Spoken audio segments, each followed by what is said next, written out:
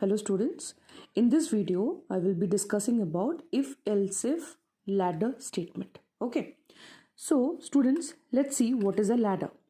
Ladder यानी कि सीढ़ी, एक के बाद एक के बाद एक, जिसको हम लोग यूज करके अपने डेस्टिनेशन तक पहुंचते हैं. करेक्ट. तो यहाँ पे इफ का मतलब क्या होता है? इफ स्टेटमेंट अभी तक हम लोग समझ गए, कंडीशन. अगर प्रोग्राम में कंडीशनल स्टेटमेंट्स हैं, मीन्स अगर प्रोग्राम तुमको कुछ चेक करने के लिए बोल रहा है और नॉट, या फिर कंडीशन डालने के लिए बोल रहा है, तो in that case we use if statement, है ना. अब थोड़ा सा डिटेल में देखेंगे.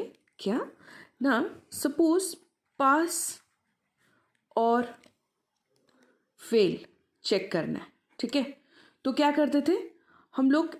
इफ में कंडीशन देते थे और उसमें पास को लिखते थे. मीन्स अगर कंडीशन ट्रू हुआ देन प्रिंट पास, और एल्स पार्ट में हम लोग फेल को लिखते थे. Correct. Else print fail. Print यानी कि जो output statement right line use करके लिखते हो, that is okay. So suppose एक कंडीशन है, तो एक के लिए हम लोग पास मतलब एक को हम लोग इफ देन में प्रिंट कराते थे, और सिमिलरली और जो बच गया जो फेल है उसको हम लोग एल्स में प्रिंट कराते थे. सेम चीज़ में सपोज इवन ऑड, ठीक है, ऐसे कुछ प्रिंट कराना है. यहाँ पे भी कोई दो चीज़ को प्रिंट कराना है, तो उसके लिए क्या करते थे? एक इफ और एक एल्स स्टेटमेंट में आ जा रहा था, है ना. सपोज सिमिलरली AM PM, ये सारे प्रोग्राम्स में समझाई हूँ, एक एक देख के आप देख सकते हो. इसमें भी AM PM में भी एक इफ में हम लोग लिखते थे, दूसरा वाला एल्स में लिखते थे. तो अभी तक क्या हो रहा था ना, हम लोग को हर एक जगह ऐसे सारे क्वेश्चंस में कोई एक ही कंडीशन यूज करना है. इवन और ऑड, AM और PM, पास और फेल, लाइक दैट, वॉल और कॉन्सोनेंट, लाइक दैट. कोई एक ही कंडीशन हम लोग पुट कर रहे थे.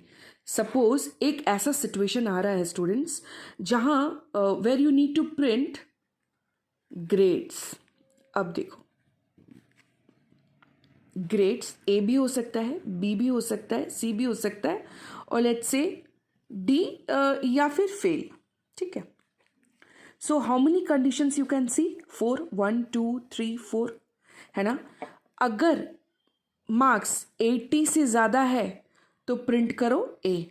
अगर मार्क्स 60 से ज़्यादा है, अगर जो भी मार्क्स हम लोग लेंगे अगर वो 80 से ज़्यादा हो गया तो A प्रिंट करेगा. अगर 60 से 80 के बीच रहा तो B प्रिंट करेगा. अगर 40 से 60 के बीच रहा तो C प्रिंट करेगा. अगर 40 से घट गया, अगर 40 से घट गया तो क्या प्रिंट करेगा? Fail. So how many conditions you see? Absolutely correct, 3 conditions. कैसे ना, इन तीनों को हम लोग इफ में रखेंगे और इसको हम लोग कहाँ प्रिंट कर देंगे? एल्स में. Okay, like this we will do the ladder वाला प्रोग्राम. सो क्या करेंगे ना, इन तीनों को इफ में रखेंगे. मीन्स ये जो कंडीशन हम लोग देंगे उसको इफ में रखेंगे. कैसे ना करके बताती हूँ. If condition, let's say M is the marks जो हम लोग यूजर से इनपुट लेंगे. अगर marks is greater than 80, greater than equal to 80, तो प्रिंट करो ग्रेड A, है ना. तो दूसरा कंडीशन कैसे देंगे? तब हम लोग यूज करेंगे else if. If the statement is correct, if this condition is true, then print A. Second condition कैसे लिखेंगे? Again else if marks is greater than equal to 60, है ना. अगर मार्क्स 80 से ज़्यादा है तो वो ऑफकोर्स यहीं पे ट्रू हो जाएगा, देन प्रिंट कर देगा A, और आगे एल्स इफ में नहीं जाएगा. That is obvious. अगर यहाँ पे फॉल्स हो गया तो देन में और नहीं जाएगा, फिर घुसेगा कहाँ? एल्स इफ पे चेक करेगा. यहाँ क्या चेक करेगा? अगर मार्क्स 60 से ज़्यादा है, 80 से तो नहीं हुआ, फॉल्स हुआ, तो इसीलिए एल्स इफ में आया.